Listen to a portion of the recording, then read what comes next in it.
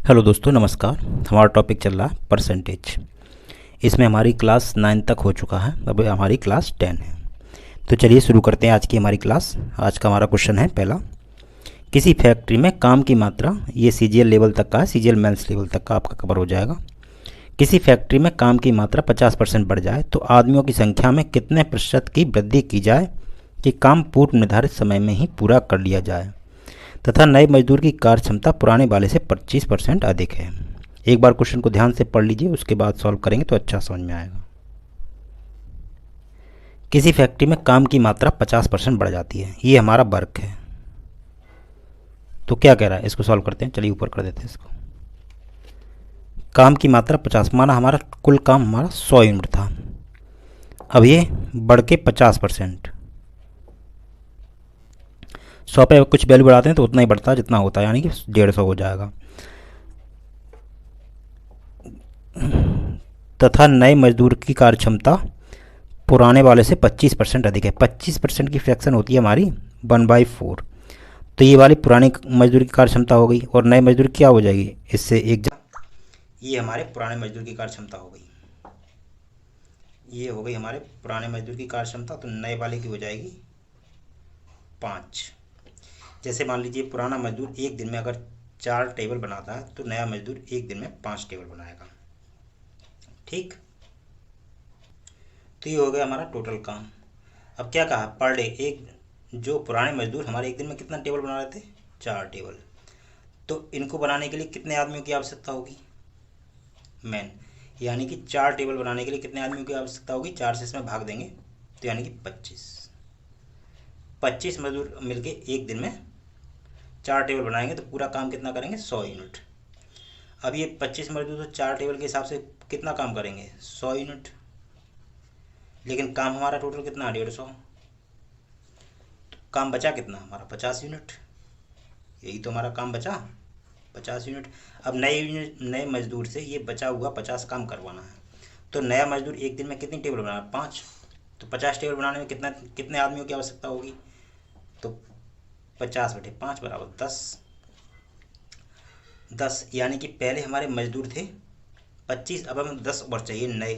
तो कितने प्रतिशत की वृद्धि करनी होगी, तो वृद्धि करनी होगी, यहाँ देख लीजिए, 10 की वृद्धि करनी है 25 पे, तो कितने प्रतिशत की वृद्धि करनी है, 100। 25 चौक 100 बराबर 40% हमें नए मजदूर और बुलाने होंगे।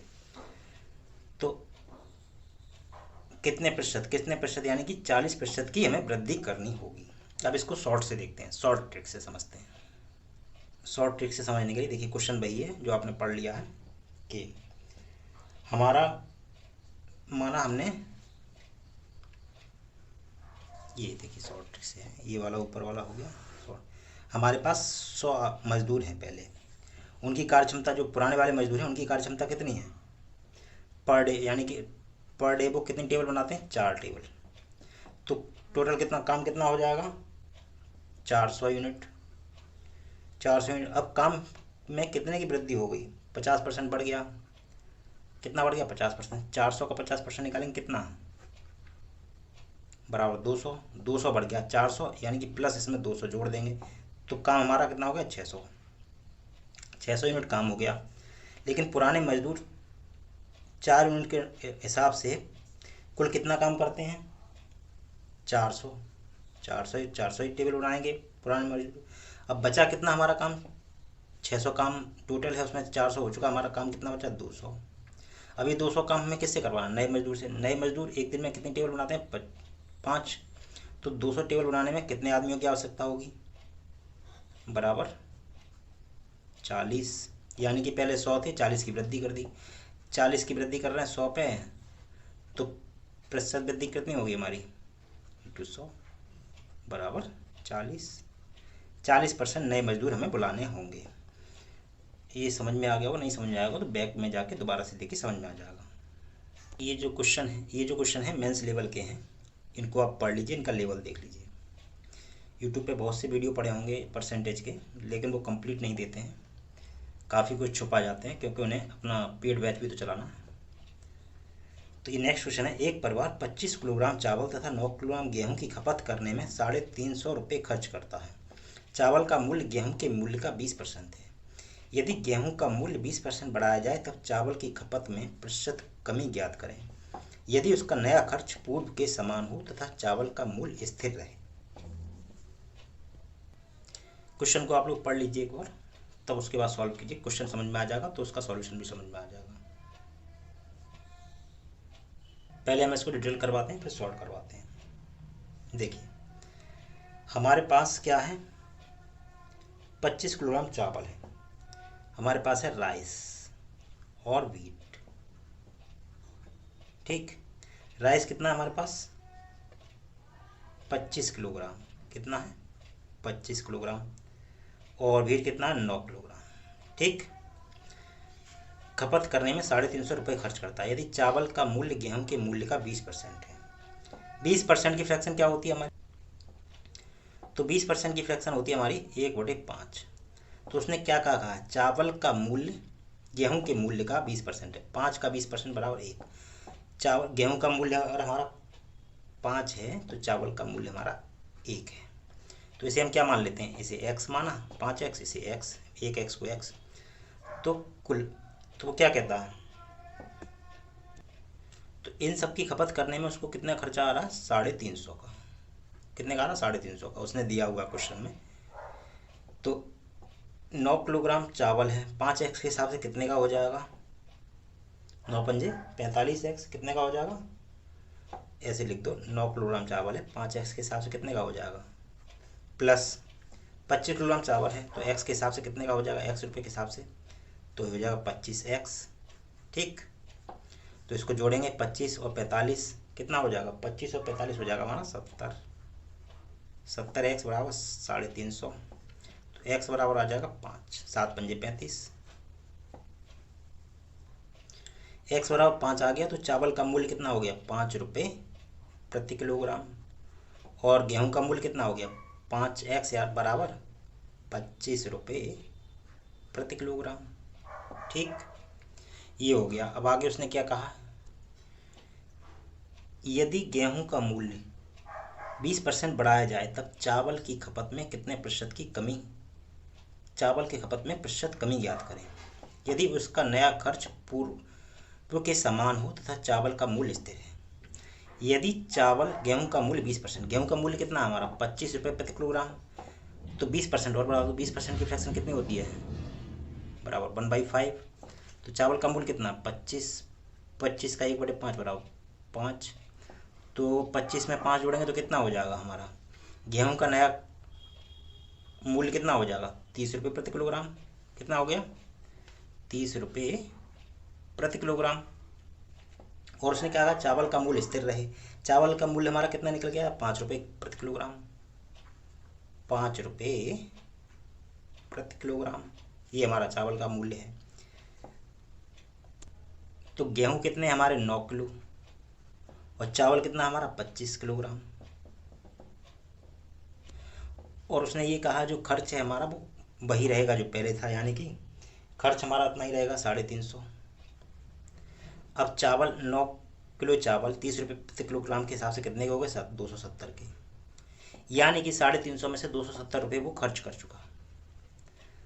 350 में से फिक्स है ये 350, इससे ज़्यादा आपके पास नहीं है तो इतना ही आपको खर्चा चलाना है। 350 में से 270 खर्च कर चुका तो उसके पास कितने बचे, 15 में 7 गए तो 8, यानी कि 80 रुपये उसके पास बचे। अब 80 रुपये के उसे चावल खरीदने हैं, उससे ज़्यादा के नहीं खरीदने हैं। अगर वो 80 रुपये के चावल खरीदेगा तो कितने खरीदेगा, चावल का मूल्य कितना 5 रुपये किलोग्राम, तो 5 रुपये प्रति किलोग्राम के हिसाब से उसके पास कितने चावल आएंगे, बराबर वो 16 किलो चावल लेगा, यानी कि 5 से 16 बार 16 किलो चावल लेगा। यानी कि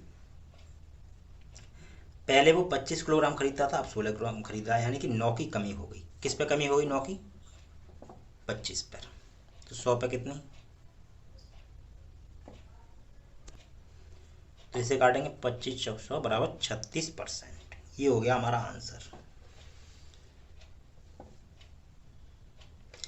यही तो हमसे पूछा था, चावल की खपत में प्रतिशत कमी ज्ञात करें। तो चावल की खपत में प्रतिशत कमी हमारी कितनी आ गई, 36% आ गई। ये हो गया हमारा आंसर। ऑप्शन भी होगा इसमें, ऑप्शन ए, ये देखिए ऑप्शन ए है।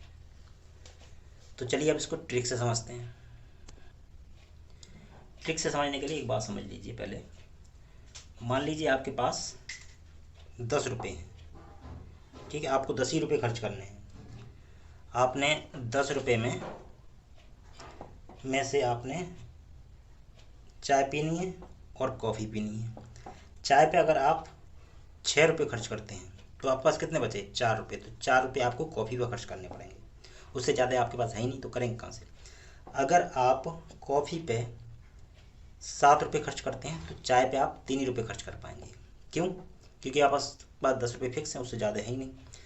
तो यदि आपने इधर 3 रुपये बढ़ा दिए खर्चा, तो आपको इधर 3 रुपये खर्चा कम करना पड़ेगा, क्योंकि आपका अमाउंट फिक्स है, उससे ज़्यादा आप खर्च ही नहीं कर सकते, इतना ही आपको मिला है। तो चलिए ये कॉन्सेप्ट आप समझ लीजिए, इसी पे ही सवाल होगा। तो हमारा ये है राइस और ये है व्हीट। वही कंडीशन है कि इसका मूल्य 20% क्या है? चावल का मूल्य गेहूं के मूल्य का 20% है। गेहूं का मूल्य है 5 रुपये प्रति किलोग्राम, पूरा लिख देते हैं। तो चावल का मूल्य 1 रुपये प्रति किलोग्राम। बहुत आसान है, एक लाइन में हो जाएगा। तो वो क्या कह रहा है? 9 किलो चावल गेहूं लेता है और 25 किलो चावल लेता है। अब वो क्या कह रहा है? यदि गेहूं का मूल्य 20% बढ़ाया जाए। 20% की फ्रैक्शन क्या होती है हमारी? 20% की फ्रैक्शन होती है 1/5। तो 5 का 20% बराबर 1, यानी कि 5 का 20% अगर हम बढ़ाएंगे तो 1 रुपये प्रति किलोग्राम के हिसाब से बढ़ जाएगा। तो उसे 9 किलो चावल खरीदने के लिए उसे 9 रुपये ज़्यादा खर्च करना पड़ेगा। कितना रुपये ज़्यादा खर्च करना पड़ेगा? 9 रुपये ज़्यादा खर्च करना पड़ेगा। लेकिन हमने क्या कहा था? अगर इधर बढ़ाएंगे तो इधर कम करना पड़ेगा। अगर इधर हमने बढ़ा दिया खर्चा तो इधर कम करना पड़ेगा, यही तो शर्त आपको बताई थी। अब यहाँ 9 रुपये वो ज़्यादा खर्च कर देगा तो यहाँ 9 रुपये कम खर्च करेगा। कितने? 9 रुपये कम खर्च करेगा चावल पर। तो 9 रुपये कम खर्च करेगा। पहले कितने कर रहा था? 25 रुपये। अब 9 रुपये कम खर्च कर रहा है। 9 रुपये किस पे कम खर्च कर रहा है? 25 पे। तो कितने प्रतिशत कम खर्च कर रहा है? 25 चौक 100 बराबर 36%। बहुत आसान है, एक बार समझ में आ गया 2 सेकंड में हो जाएगा। 1-2 बार वीडियो को बैक करके देखिए, समझ में आ जाएगा। इसने क्या कहा? अगर वो 1 रुपये प्रति किलोग्राम के हिसाब से उसका खर्चा बढ़ेगा, 5 का 20% कितना? 1। तो 9 किलो चावल खरीदने में 9 रुपये ज़्यादा खर्च करेगा। तो 9 रुपये यहाँ जो उसने ज़्यादा खर्च करी, खर्चा उसका फिक्स है, तो उसे 9 रुपये चावल पर कम खर्च करने होंगे।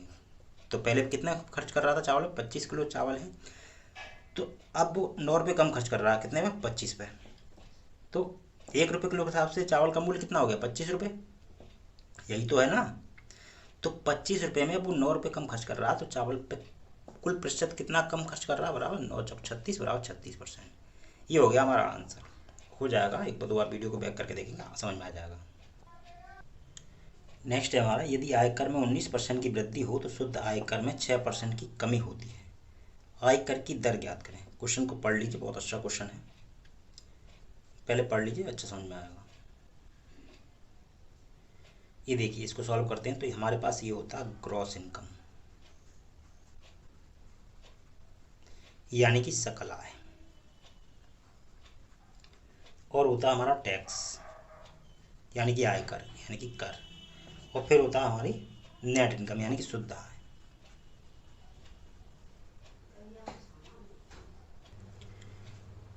तो ये होती है हमारी नेट इनकम, यानी कि शुद्ध आय। थोड़ा राइटिंग वैसा है, लेकिन आपको क्वेश्चन समझ में आ जाएगा। देखिए, यदि हमारी सकल आय यानी कि 100 रुपये है और हम 20 रुपये का टैक्स देते हैं, तो हमारी शुद्ध आय कितनी बचेगी? बराबर 80 रुपये। ठीक, यदि हमने टैक्स में 5 की वृद्धि कर दी, कितने की? 5 की, तो टैक्स हो गया हमारा 25। तो ये कितना हो जाएगा हमारा? यहाँ 5 की कमी आ जाएगी। शुद्ध आय में 100 में से 25 गया तो कितना हो जाएगा हमारा? 75।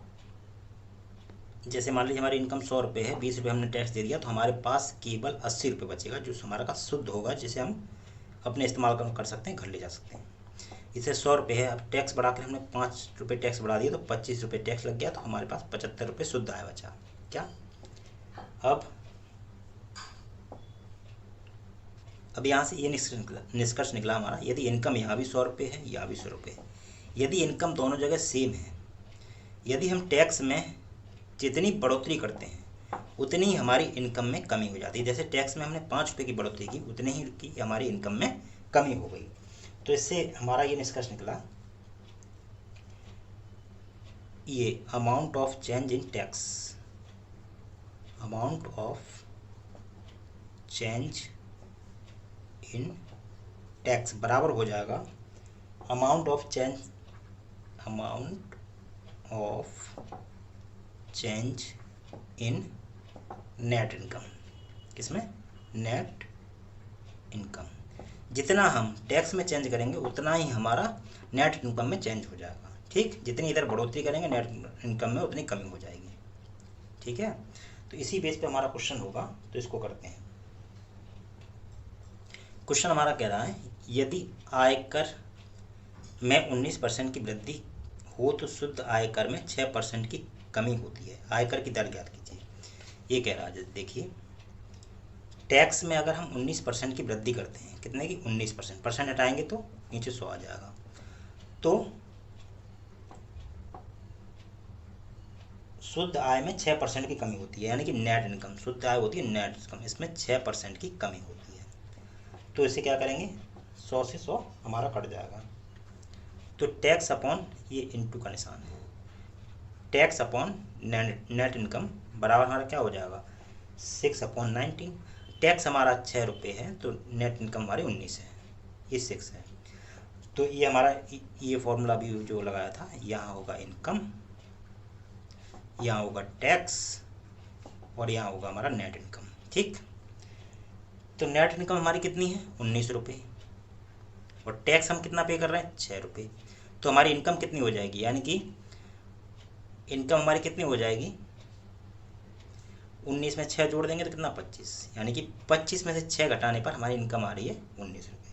तो इनकम हमारी कितनी आ गई, 25। तो हमारी आयकर की दर क्या हो जाएगी, आयकर की दर हो जाएगी 6/25। 25 रुपये में 6 रुपये आयकर लग रहा है, तो बराबर कितना, 100। 25 चौका 100 बराबर 6 चौक 24। आयकर की दर आ गई हमारी 24%, यानी कि 25 रुपये में 6 रुपये आयकर लग रहा है, तो हमारी आयकर की दर आ गई 6/25 गुणा 100 बराबर 24%। ठीक, नेक्स्ट क्वेश्चन हमारा, यदि आयकर में 70% की वृद्धि होने पर शुद्ध आय में 3% की कमी होती है, आयकर की दर ज्ञात करें। सेम वही क्वेश्चन है पहले वाला जैसा। तो यहाँ पर भी हमारा क्या है, टैक्स में हमारी 17% की वृद्धि हो रही है और नेट आयकर में, नेट इनकम में हमारी 3% की कमी हो रही है। तो वही परसेंट टाइम नीचे 0 लगा देंगे, टैक्स इंटू 17/100 बराबर नेट इनकम इंटू 3/100। 100 से 100 कटा, टैक्स अपॉन नेट इनकम, वही सेम पहले जैसा प्रोसेस है, बराबर 3/17, 3/17। टैक्स हमारा 3 रुपये है, नेट इनकम 70 रुपये है। तो यहाँ देखते हैं, इनकम होगा, इनकम माइनस टैक्स बराबर आता है नेट इनकम। तो इनकम कितनी है हमारी, 3, वो क्या कहते हैं, नेट इनकम कितनी है हमारी, 17, और टैक्स कितना भर रहे हैं हम, 3। तो इनकम कितनी हो जाएगी, 17 + 3 20, यानी कि 20 में से 3 माइनस करेंगे तो हमारी नेट इनकम निकलेगी। हमारी इनकम है 20 रुपये और 3 रुपये टैक्स भर रहे हैं, यानी कि 3 रुपये टैक्स भर रहे हैं 20 पर। तो कितना प्रतिशत भर रहे हैं टैक्स, आयकर की दर बराबर कितनी हो जाएगी, 20 × 100, यानी कि हमारी आयकर की दर आ गई 15%। ठीक, ये इस टाइप के क्वेश्चन हो गए हमारे। अब नेक्स्ट क्लास में हम नेक्स्ट टाइप के क्वेश्चन लेंगे। ना समझ में आया हो तो वीडियो को बैक करके देखिए, समझ में आएगा। तो हमारी नेक्स्ट क्लास में ये आपका CGL मेंस लेवल तक का आपका कवर हो रहा है। कहाँ तक, मेंस लेवल तक का। अगर आप ये क्लास पूरी देख लें, अगर आप इसमें रहे कि ये तो चेहरा नहीं दिखाई दे रहा है, वो नहीं दे रहा है, उसमें रहे तो नहीं, अगर आप मेरी बात पर विश्वास करके जितना हम कराते जा रहे हैं, जितनी क्लास हो रही है उन सबको कंप्लीट देख लेंगे, तो आपका मैथ का पूरा सिलेबस कंप्लीट हो जाएगा। पूरा सिलेबस कंप्लीट हो जाएगा, क्योंकि हमने मेंस लेवल तक का पूरा पेड कोर्स किया हुआ है। कितना पेड कोर्स हमने पूरा किया हुआ है। आप यहाँ से पढ़ने के बाद हो सकता है आपको पेड कोर्स ना लेना पड़े। आपको विश्वास, हमारा बताना हमारा काम था, विश्वास करना आपका काम है। कर लेंगे तो फ़ायदे में रहेंगे। ये आपको फ्री में मिल रहा है, ठीक, ऑन यूट्यूब। इतने सारे वीडियो पड़े हैं, उनमें बहुत कुछ छोड़ देते हैं ताकि बहुत से बच्चे उनका पेड कोर्स नहीं लेंगे। मुझे क्या करना, मेरा तो कोई चैनल नहीं चल रहा, मेरा कोई पेड कोर्स नहीं चल रहा, तो मैं तो आपको पूरा जितना मेरे पास है मेंस का और प्री का जितना मिला के मेरे पास नोट्स में मटेरियल है वो सब इसी चैनल पर दूंगा।